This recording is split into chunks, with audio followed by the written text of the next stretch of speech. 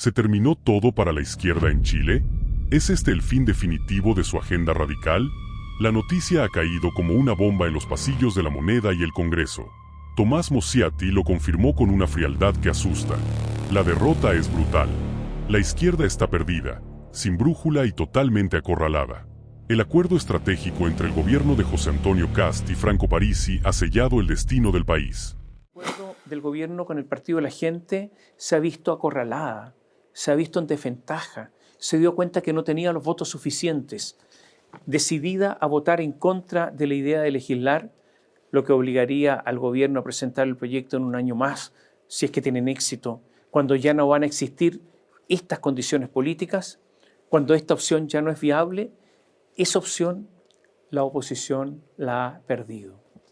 Y hay otro problema, porque si bien la baja de impuestos a las empresas no goza de apoyo mayoritario, sí hay consenso ciudadano en la eliminación de las contribuciones a la primera vivienda de los adultos mayores, en eliminar el IVA a la compra de viviendas durante 12 meses o en el subsidio, apoyo al subsidio a la creación de empleos formales y a la cuantiosa inyección de recursos para la reconstrucción de los lugares afectados por los incendios en Viña del Mar y en las regiones de Ñuble y el Biobío. Hago entonces acá una pregunta. ¿Los parlamentarios de oposición que representan esta zona van a votar en contra del proyecto? Esta es la complicación de la oposición. Además, hay que considerar algo. En las últimas encuestas se ha producido un cambio.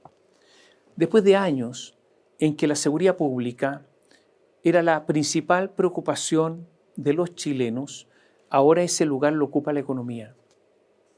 Y no es solo el estancamiento del país, algo que es real, no es solo la alta cesantía que contribuyen a esto, sino también el alza enorme de los combustibles y la aceleración de la inflación que todos sabemos golpea a las personas que reciben sueldos modestos. Se dice que el próximo dato de inflación mensual será ni más ni menos que del 1,6%.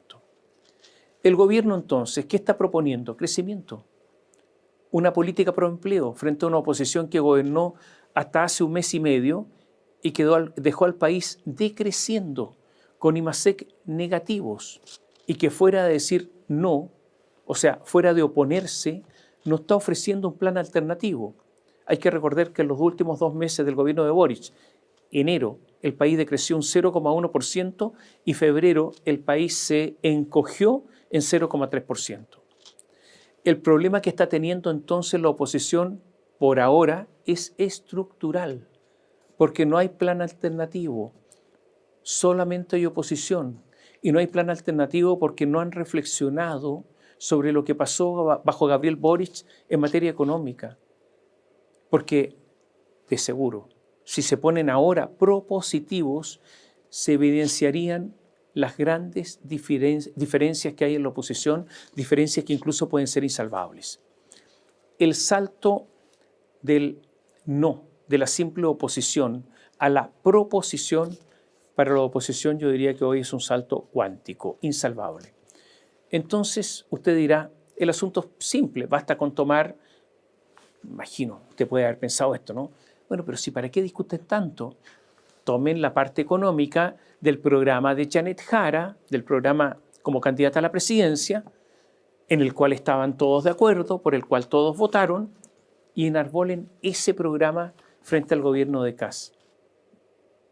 Pero nadie se ha referido a esa parte económica del programa de Jara. ¿Usted ha escuchado a alguien de la oposición que se remitan a esa parte del programa? No. No me estoy refiriendo al programa de la primera vuelta de Janet Jara, que era un programa totalmente comunista, que era alucinante, sino al de la segunda vuelta. Y esto demuestra, este hecho demuestra las enormes deficiencias, los vacíos que hay en la oposición. Por eso, por ahora, esta debilidad estratégica es la que está aprovechando Kast. La presidenta del Partido Socialista, Paulina Bodanovich, dijo antes del acuerdo del gobierno con el PDG, ¿qué dijo? Esta conducta del gobierno de imponer un proyecto sin diálogo, sin escuchar, efectivamente el tema de los 30 años, la restricción de la gratuidad universitaria, lo sacan, porque creo que tuvo en las encuestas incluso un efecto bastante pernicioso.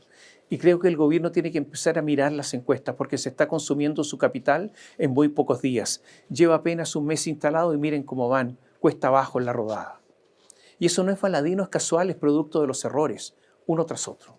Y agregó que la mega reforma es una reformulación tributaria que busca la inamovilidad tributaria por 30 años. O sea, lo que ni siquiera hizo Pinochet lo pretenden hacer en este gobierno.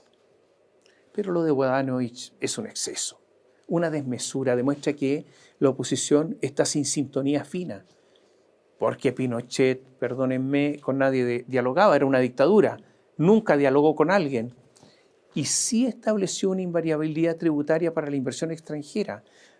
No por 30 años, pero por un máximo de 20 años. Sí lo hizo. La oposición está confundida. Está realizando comparaciones que no resultan. Eso que ni siquiera Pinochet hizo algo así es una declaración bastante torpe. La oposición intenta entonces varias alternativas en este escenario. Siguen tratando que el gobierno separe el proyecto en varios, lo que no tendrá ningún éxito, no hay posibilidad, pero lo siguen planteando. El ex candidato presidencial del Frente Amplio, el diputado Gonzalo Vinter, dijo que si el proyecto de reconstrucción por los incendios se presenta en forma separada, todo el Congreso transversalmente lo va a apoyar y desde el Frente Amplio nos comprometemos a tramitar día y noche, fin de semana y feriado para que en una semana este proyecto de ley vea la luz y la reconstrucción pueda comenzar ahora, no el año 2035. Pero la verdad es que los recursos estarían disponibles ahora para la reconstrucción y que lo diga que están desesperados ellos en aprobar esa parte del proyecto no es más que un reconocimiento de que lo realizado por el gobierno de Boric en materia de reconstrucción no resultó. Beatriz Sánchez propuso lo mismo, pero son llamados un poco desesperados. No va a ocurrir. Hubo una reunión hace algunos días en la sede del Partido Socialista de la oposición para coordinarse, para encontrar una postura común, para tener una especie de sintonía común. Quienes participaron, estos son los dirigentes. Por la DC, Álvaro Ortiz, Alejandra Kraus y Yasna Proboste, ella online. Por el Frente Amplio, Andrés Kubl, Emilia Schneider y Gael Jomans. Por el Partido Comunista, Lautaro Carmona, Bárbara Figueroa, Claudia Pascual y Daniela Serrano. Por el Partido Socialista, Paulina Bodanovich, Arturo Barrios, Raúl Leiva y Juan Luis Castro. Por el PPD, Jorge Toro y Raúl Soto. Estaba también Acción Humanista con la participación de Ana María Gasmuri, que intentan ponerse de acuerdo. Paulina Bodanovich, senadora, presidenta del Partido Socialista, dijo que se reunieron con el ánimo para abordar este escenario que, por cierto, es preocupante. Es un escenario donde los planteamientos que está haciendo el gobierno van en claro beneficio de un sector minoritario de la población y en claro detrimento de los chilenos y chilenas. Anunciaron más reuniones. Una de ellas será el próximo lunes para escuchar a las pymes. Pero la verdad es que están un poco desfasados porque las pymes ya obtuvieron lo que querían y lo obtuvieron gracias a Franco Parisi. Dijeron además que van a escuchar economistas, que van a escuchar abogados. Da la impresión que están atrasados, que están desfasados, que están un poco descolocados. Posiblemente la más realista, la que entendió con mejor percepción la realidad fue Janet Jara. ¿Qué dijo Janet Jara? Yo votaría a favor de la idea de legislar porque creo que los debates no se pueden negar en Chile. Al contrario de algunas personas, por más que discrepe del fondo, creo que uno no puede negarse a debatir. Y rápidamente salieron a refutarla, incluso de su propio partido, el comunista, en voz del diputado Marco Barraza. Pero alguna percepción tiene Janet Jara. De todas maneras, Jara dijo algo equivocado. Señaló que quienes más ganan van a ser los que menos contribuyan a la sociedad chilena. Eso es un error. Puede afirmar que contribuyen en forma insuficiente. Puede afirmar que deberían contribuir en mucho más, pero no que son los que menos contribuyen, porque eso no es así. Confusión en la oposición de todas maneras. La que ha estado muy dura es Carolina Toá. Ella dijo, la oposición a este proyecto sin ninguna apertura no lo puede votar a favor. Y dijo, sin ninguna apertura, con la puerta totalmente cerrada. O sea, lo que dice Carolina Toá es que hay que votar en contra de la idea de legislar. Una de las críticas que hace la oposición es que puede aumentar el déficit fiscal. Beatriz Sánchez dijo que esta es una reforma tributaria y creo que el punto más problemático sin duda es que ponen a Chile en riesgo fiscal. Álvaro García, PPD, exministro de Economía y Energía de Gabriel Boric, dijo: a todas luces, a mi juicio, un proyecto que no resuelve el tema fiscal es este.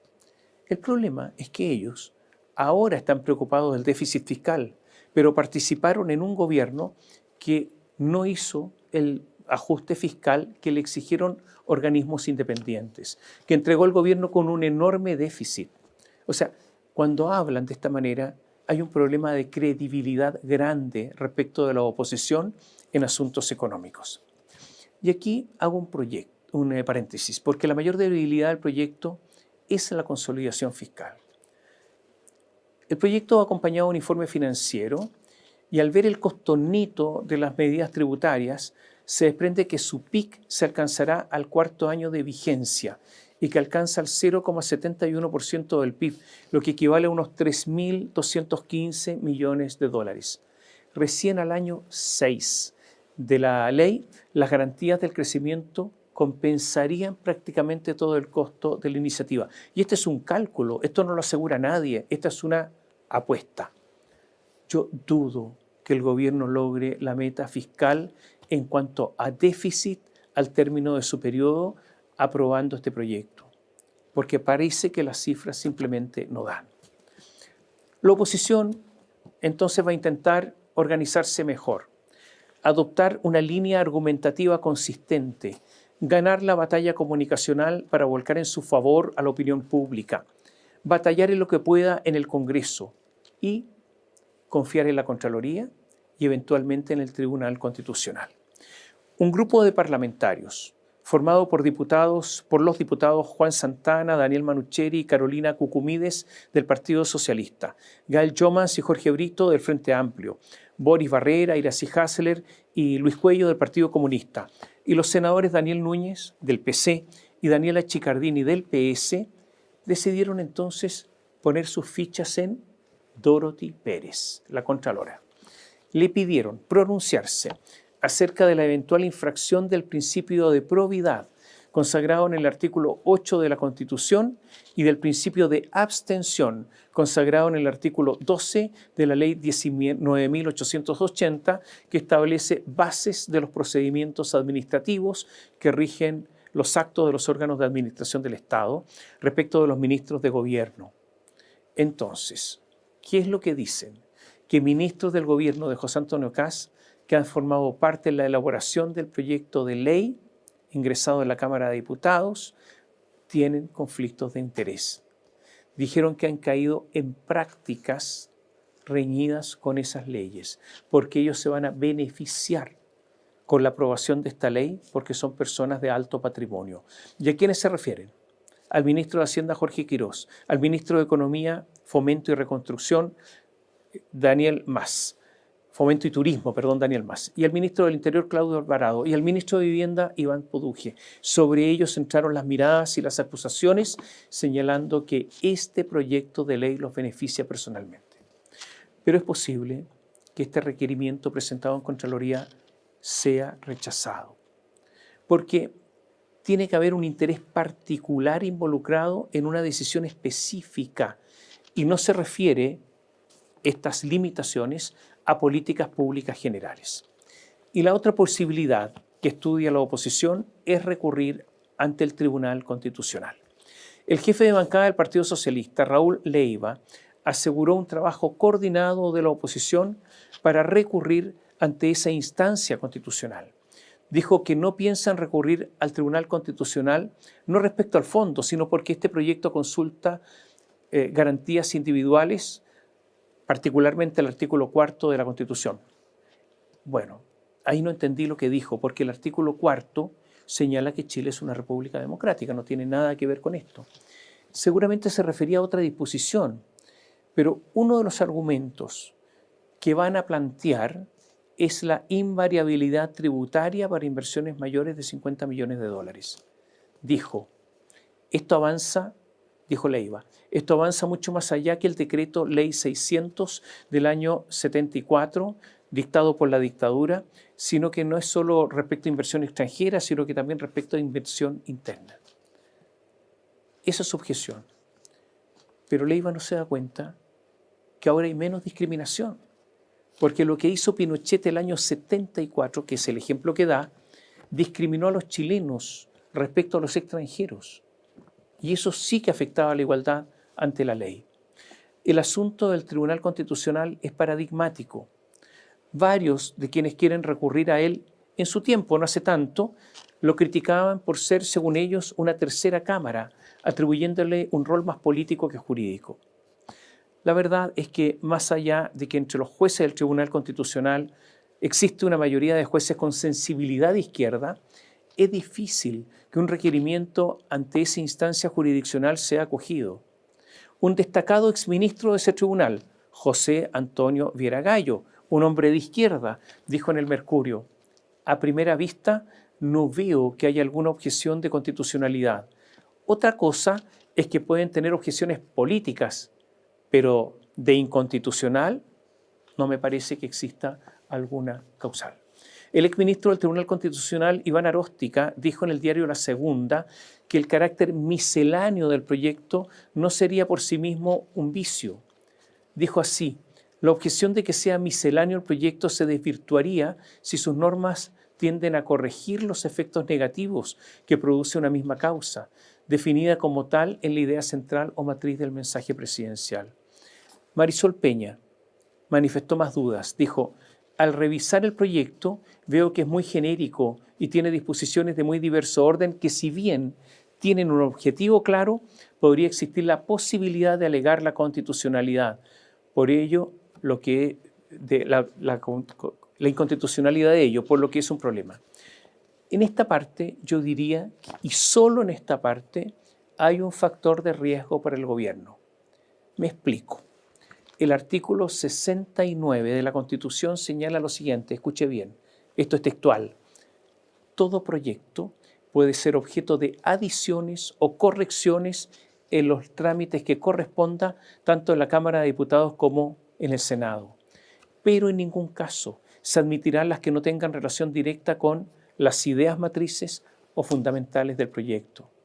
Y cuando se habla de adiciones o correcciones, es obvio que las normas del proyecto entonces deben estar conformes a la idea matriz. Y esto da para muchas interpretaciones. Aunque el riesgo es bajo, yo diría que aquí sí hay un punto que podría estar débil en el proyecto del gobierno. El riesgo es bajo, pero existe.